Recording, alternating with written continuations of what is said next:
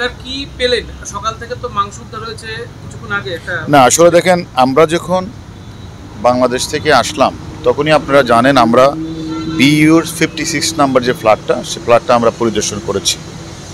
পরিদর্শন করেই কিন্তু আমরা সিআইডি পুলিশকে আমরা রিকোয়েস্ট করেছিলাম যে এই বিল্ডিংয়ের কারা প্লাম্বারের কাজ করে এবং কারা এই বিল্ডিংয়ের কাজটা করেছে, কারণ আমাদের একটু এখানকার সোয়ারেজ লাইন এবং সেফটি ট্যাঙ্কটা একটু দেখার দরকার আছে। তখন তারা আমাদেরকে বলেছে ঠিক আছে। আজকেও আমরা তাদের তখনই রিকোয়েস্ট করেছি। আমরা আজকে সকালে কিন্তু আপনাদেরকে আমরা বলেছি যে আমরা সিআইডি পুলিশ অত্যন্ত আন্তরিকতার সহিত কাজ করছে। যেই জায়গাগুলিতে আমরা অপরাধীর কাছে তথ্য প্রমাণ পেয়েছি, যে সকল অপরাধী মূল ঘাতক আমাদের কাছে আছে বাংলাদেশে, আমাদের যে তথ্যগুলি সেই তথ্য অনুসারে আমরা এখানে এসে সিআইডিগুলিকে সব জায়গায় আমরা পরিদর্শন করেছি এবং আমরা সেখানে পিওগুলি ভিজিট করেছি।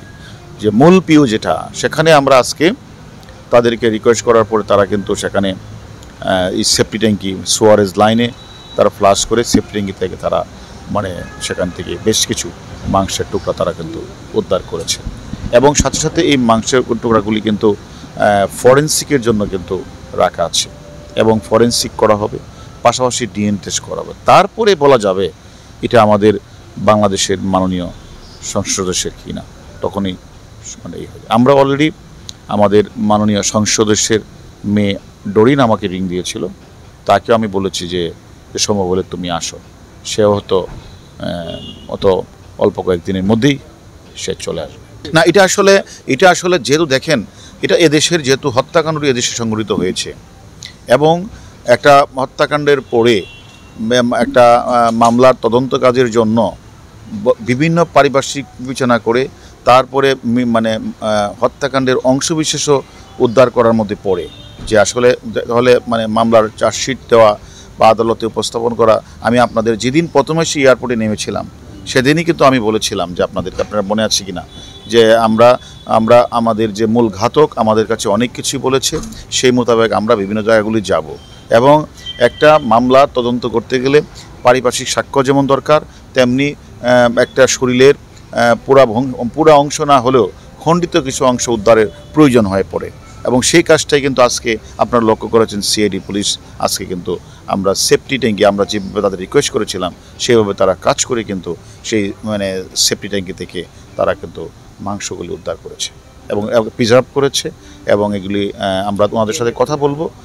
এটা ফরেনসিক, এখানে অবশ্য ফরেনসিকটা আগেভাগে হয়ে যায়, বাংলাদেশে একটু দেরি হলো, এই কলকাতা তো ফরেনসিক আগেভাগে হয়, তারা ফরেনসিক করবে। তারপরে মৃত যে আমাদের এমপি আনার সাহেবের তার ভাই আছে, তার মেয়েরা আছে, তাদেরকে এনেও ইচ্ছা করলে ডিএনএ করে তারপরে কনফার্ম হওয়া যাবে এটি আসলে এই মাংস দেহ কার।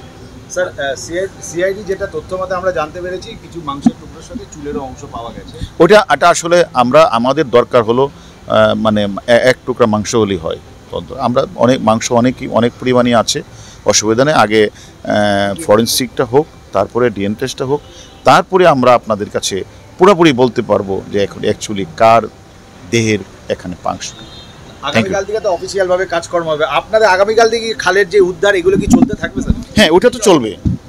কেন আমি তো সকালে বলেছি আপনাদেরকে যে মালয়েশিয়ান একটা এয়ারলাইন্সের 227 জন যাত্রী মারা গেলেন, 11-12 জন ক্রু মারা গেলেন।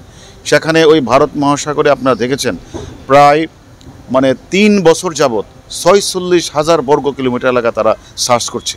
আর এখন মাত্র কয়েকটা দিন হলো। আমি সকালে বলেছি নিরাশ হবেন না, নিরাশ তো হন নাই।